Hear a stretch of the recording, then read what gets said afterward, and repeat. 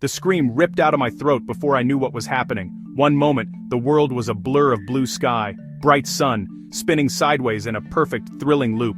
The next, a deafening crack like a giant snapping a bone shot through the air. The cart didn't lurch. It didn't shudder. It just stopped. Dead. The force of the sudden halt threw me forward against the harness, my chest aching from the impact. My sunglasses flew off my face and tumbled down into the abyss below. The joyful screams of the people around me turned jagged and sharp. They changed from cries of fun to cries of pure, undiluted terror. We were upside down, completely inverted. My head was pointing straight at the ground, 150 feet below. My hands, thrown up seconds before, instinctively gripped the safety bar so hard my knuckles turned white. I could feel the blood rushing to my head, a heavy pulsing pressure building behind my eyes. The sounds of the park, cheerful music, distant shouts, hum of other rides, seemed to fade away. All I could hear was the frantic, ragged breathing of the woman next to me and the rhythmic, metallic creak of the car as it settled on the track. The day had started so perfectly, the sun was warm, the air was crisp, the lines were surprisingly short for a summer weekend. My girlfriend Sarah and I had been laughing as we waited, pointing at rides we wanted to try. This one, the Goliath, was the king of the park. A giant, twisting monster of steel, gut-wrenching drops, signature upside-down loop. We watched it cycle a few times, the roar of the cars, the happy screams of the riders. It looked like the ultimate thrill, a perfect cap to a perfect day. We were excited, not scared. Getting into the car was routine, the clank of the harness locking. Final check. Thumbs up from the operator. The slow clack clack clack of the chain lift pulling us up. A drum roll building anticipation.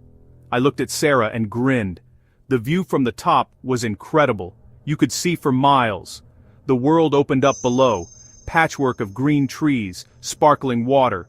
The initial drop, breathtaking. A stomach-in-your-throat freefall. We screamed with delight. The ride was everything it promised. The machine was a marvel of engineering, or so I thought. Racing through twists and turns, pure exhilaration. Wind whipped past my ears. G-forces pressed me into my seat. Smooth, powerful, incredibly fast. It felt safe. It felt controlled. No hint of what was to come. No warning sign. No strange noise or unusual vibration. After the initial wave of screams, a strange and terrible silence fell over our car. It was broken only by the sound of quiet sobbing and the relentless creaking of the metal frame. The silence was worse than the screaming. It was heavy, filled with unspoken fears. Everyone was looking around, searching for answers in the faces of strangers. The woman next to me had started praying, her words a low, desperate murmur. A single tear traced a path, then dropped into the empty space below. The world from this angle was dizzying and wrong. My own feet, strapped securely into the car, looked strange and distant above me. I could see my shoelaces, one of which was coming untied.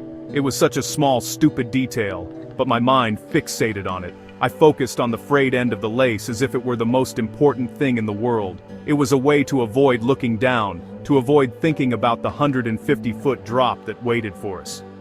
The blood continued to pool in my head, making my vision swim and my ears ring with a low hum. I tried to talk. I turned to Sarah, my voice a hoarse croak. "Are you okay?" She just nodded, her eyes shut tight. She couldn't speak. Her face was a mask of sheer terror. I reached my hand over, my fingers just barely able to touch her arm. The contact was electric. It was a small anchor in a world that had turned completely upside down. We were in this together. That simple touch seemed to say everything we couldn't. It was a promise, a plea, a fragile comfort all at once. Time seemed to stretch and warp. A minute felt like an hour. The sun beat down on us, but I felt a deep, chilling cold seep into my bones. Down below, the park had transformed. The casual crowds had been pushed back. Emergency vehicles were arriving, their flashing red and blue lights painting the ground in pulsing colors. It looked like a scene from a movie. I could see firefighters gathering, looking up at us and pointing. They were formulating a plan, but from my vantage point, they looked impossibly small. The distance between us felt vast and unconquerable. We were on our own island in the sky, completely cut off from the world. The waiting was a unique form of torture. With every passing minute, the physical strain grew worse. The pressure in my head, my neck ached. The harness now felt like a cage, digging into my shoulders and chest. I tried shifting my weight, but there was nowhere to go. We were pinned, helpless. A few people tried to make nervous jokes. "Well, at least we have a good view," someone muttered, but no one laughed. I watched the park employees. Their panic was visible even from this distance. It was clear that this was far beyond anything they were trained for. We were at the mercy of the machine, and the people who ran it were just as helpless as we were. The feeling of total powerlessness was overwhelming. Then, a new sound joined the sirens, the deep, rhythmic thumping of a helicopter, assessing the situation. Its presence was both reassuring and terrifying. It meant the situation was serious enough to call in air support. It meant this wasn't going to be a simple fix. The long wait stretched on, each second dripping away slowly, filled with the creak of steel, the distant sirens, and the silent, desperate prayers of 30 people hanging upside down. As if things weren't bad enough, the sky began to change. The brilliant blue was slowly being consumed by a bruised, angry purple from the west. The wind picked up, no longer a gentle breeze but a forceful gust that made the car sway ever so slightly. That tiny movement sent a fresh jolt of terror through everyone, a collective gasp. We were balanced on a knife's edge, and now the weather was turning against us. The distant rumble of thunder, the first drops of rain were cold and fat. Soon, it was a steady downpour, soaking us completely within minutes. The rain made everything slippery and cold. My clothes were plastered to my skin, and a shiver ran through me that had nothing to do with fear. The rescue operation below seemed to pause as the storm rolled in. The firefighters scrambled to cover their equipment. The delay was agonizing. We were exposed, vulnerable, and now we were in the middle of a thunderstorm. Then came the lightning. A brilliant fork of white light split the dark sky, followed by a deafening clap of thunder that seemed to shake the very structure we were hanging from. A woman screamed. The young boy next to me started crying. We were on a giant metal pole, the highest point for miles around. We were a lightning rod. The fear of falling was suddenly replaced by the fear of being struck by lightning, like the world was trying to find new and creative ways to kill us. The rescuers on the ground started moving again, this time with a new urgency. A giant crane with a rescue platform was slowly being maneuvered into position.